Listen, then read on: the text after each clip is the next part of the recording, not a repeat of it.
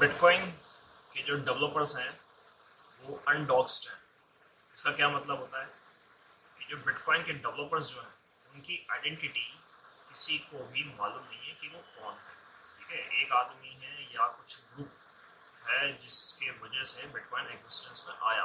ठीक है, तो ये दो टर्मिनोलॉजी हैं जो क्रिप्टो करेंसी के इंडस्ट्री में काफ़ी पॉपुलर है, डॉक्स्ड अनडॉक्स्ड। ठीक है, डॉक्स्ड का माना ये होता है कि जिस क्रिप्टो प्रोजेक्ट के डेवलपर्स अपनी आइडेंटिटी रिवील कर देते हैं, सामने आ जाते हैं खुल करके, तो वो प्रोजेक्ट्स कहलाते हैं डॉक्स्ड आइडेंटिटी वाले प्रोजेक्ट्स। और जो प्रोजेक्ट्स के डेवलपर्स पीछे रह के काम करते हैं, आगे नहीं आते हैं, उनको बोलते हैं अनडॉक्स्ड आइडेंटिटी।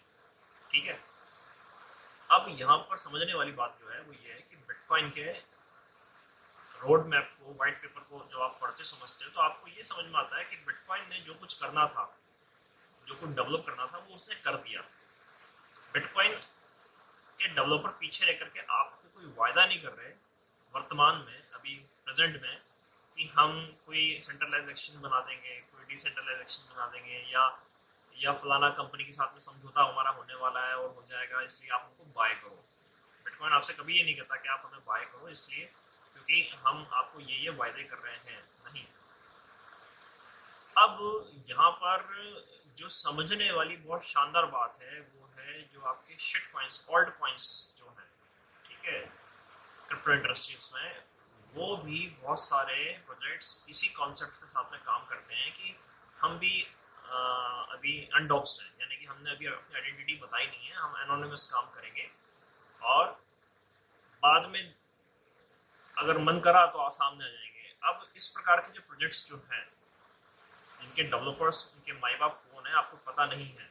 ठीक है, तो इस प्रकार के प्रोजेक्ट्स को मैं दो श्रेणियों में बांटता हूँ। पहला स्कैम प्रोजेक्ट और दूसरे पार्शियल स्कैम। अब स्कैम कैसा है कि भैया देखो, जैसे पेपे हो गया, आपको पता नहीं इसका माई बाप कौन है, ठीक है, या और भी इस प्रकार के जो प्रोजेक्ट्स हैं जिसके माँ बाप कौन है आपको नहीं पता।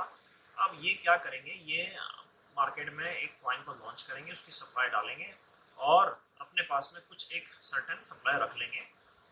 जब मार्केट का प्राइस ऊपर भागेगा, बहुत सारे लोग उसको शील करेंगे, इन्फ्लुएंसर्स उसको शील करेंगे, ठीक है, क्योंकि उनको पेमेंट मिल रहा है, तो वो अपना जो सप्लाई का जो पोर्शन जो है, अपनी हिस्सेदारी जो है, उसको बेच करके धीरे धीरे या एक साथ इकट्ठा बाहर भाग जाते हैं। अब उन्होंने आपको, सोसाइटी को, समाज को या इंडस्ट्री को दिया कुछ नहीं है, बस लिया है। क्या लिया है? अपना हिस्सा।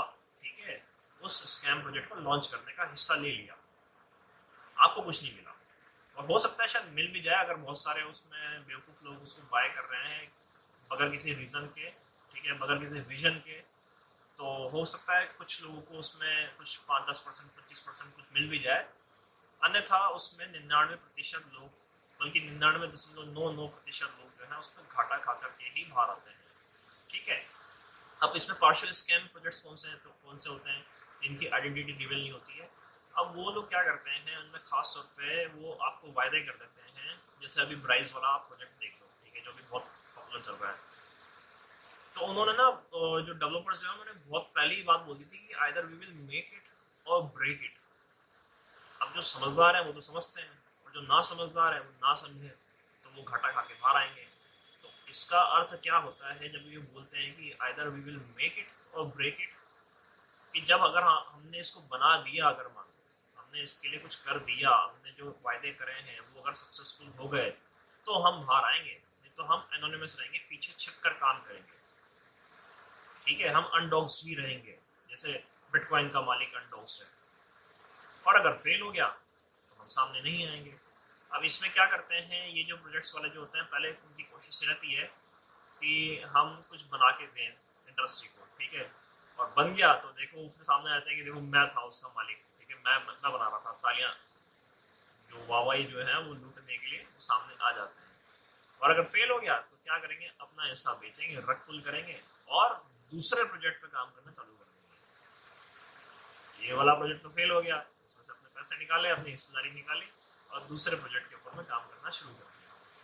तो ये इनकी एक चाल होती है, षड्यंत्र होता है। आप जो ना समझ है, ठीक है, जो इंडस्ट्री में नए हैं, भोले हैं, ठीक है, उन्हें नहीं समझ में आता, तो वो इनकी चालबाजी में फंस जाते हैं। अच्छा, अब इस पूरे मामले को शेयर कैसे मिलता है, ये माल फिर बिकता कैसे, जब ये पार्शियल स्कैम अगर है तो ये माल बिक कैसे रहा है?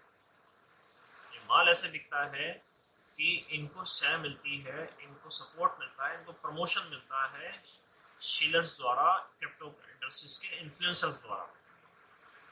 ठीक है, अभी जैसा आपने देखा ना, इंडियन के जितने भी जो बिके हुए जो इंडियन क्रिप्टो इन्फ्लुएंसर्स जो है वो एक चाल में, एक सुर में ब्राइस का प्रमोशन कर रहे हैं।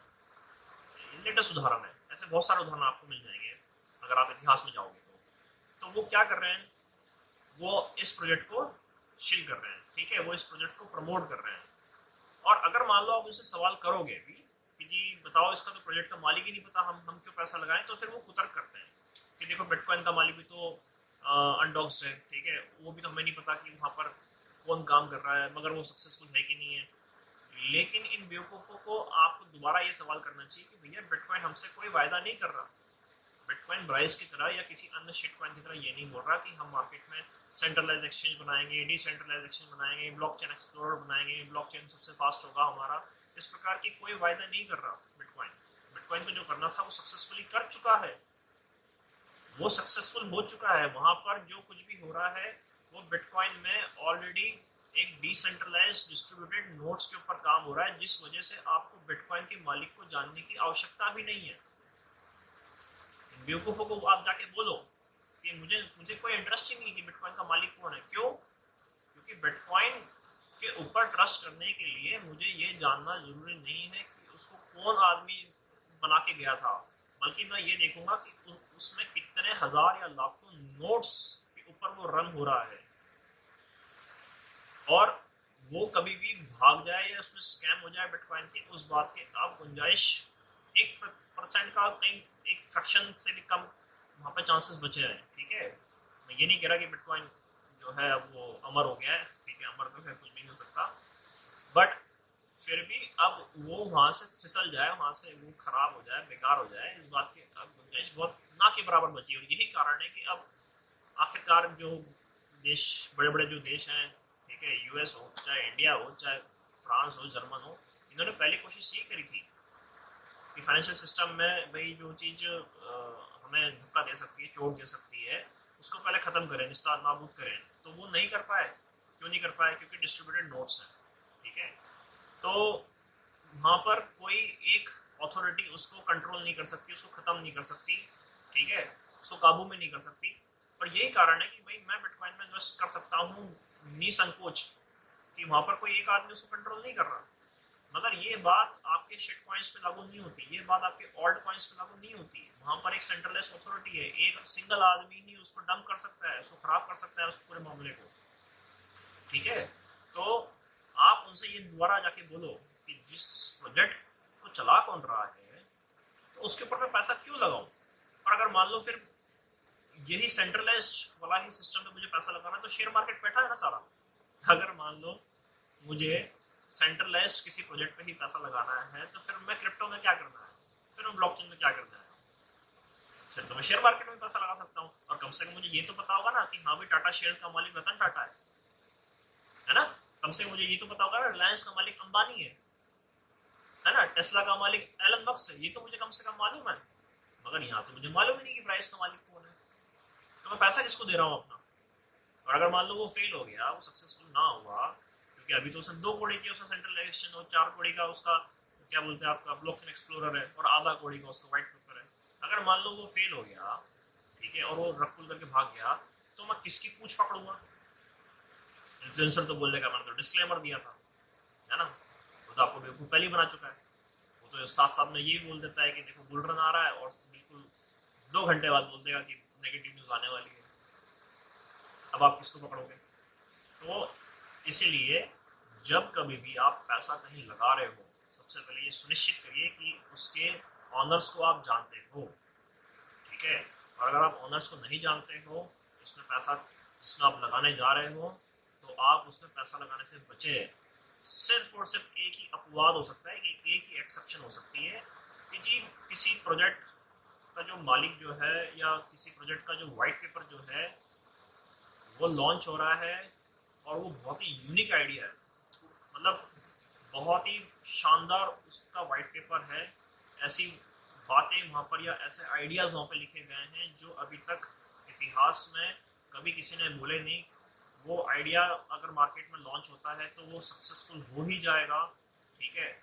तो ऐसे केसेस में अगर वहाँ पे मालिक की आइडेंटिटी रिवील नहीं भी है मगर वो आइडिया बहुत शानदार आपको लगता है, बहुत रिवोल्यूशनरी लगता है, क्रांतिकारी लगता है, तो वहाँ पर आप क्या कर सकते हो, वहाँ पर आप मान लो महीने के 50,000 रुपये कमाते हो तो आप 10,000 रुपये डाल सकते हो, ठीक है। मैं ये नहीं कह रहा यार कि डाल देना, ठीक है। अपनी समझ बूझ से, अपने फाइनेंशियल एडवाइजर से मिलो, अपना जो भी आपका पर्सनल जो भी चार्टर्ड अकाउंटेंट उससे मिलो, बात करो। और वो भी मैं ये कहूँगा कि साल में आप ऐसे एक आध रिस्क ले सकते हो छोटा मोटा, ठीक है, समझ करके बहुत अच्छे से एडवाइजर्स ले करके। अन्यथा यार जिस प्रोजेक्ट के मालिक को आप जानते नहीं यार, उसको क्यों पैसा दे देते हो यार, आपका मेहनत का पैसा है, ठीक है। ये तो फिर जुआ खेलने वाली बात होगी। इससे अच्छा तो फिर किसी गोवा के कैसीनो में जाके वहीं खेल लो, ड्रीम 11 पे कुछ कर लो यार, ठीक है, अगर आपको यही काम करना है तो। और ये इन्फ्लुएंसर्स को खुद को कुछ आता नहीं है, ठीक है। इन लोगों को तो बस इतना मतलब है कि भैया हाँ प्रोजेक्ट वाला मुझे पैसा दे रहा है, अब वो चाहे चोर पैसा दे रहा है, चाहे जेनवन आदमी दे रहा है, चाहे कोई डाकू दे रहा है, ठीक है, उन्हें इस बात से कोई लेना देना नहीं है। वो कभी नहीं पता लगाएंगे कि भैया प्राइस का मालिक कौन है या किसी भी फलाना पेपे का मालिक कौन है। उन्हें कोई लेना देना ही नहीं उन सब बातों से। उन्हें तो सिर्फ इस बात से मतलब है कि मेरे को मेरा कमीशन मिल रहा है, मेरे को 2-4 हज़ार डॉलर मिल रहे हैं ये ट्विटर पे पोस्ट डालने का या यूट्यूब पे वीडियो बनाने का।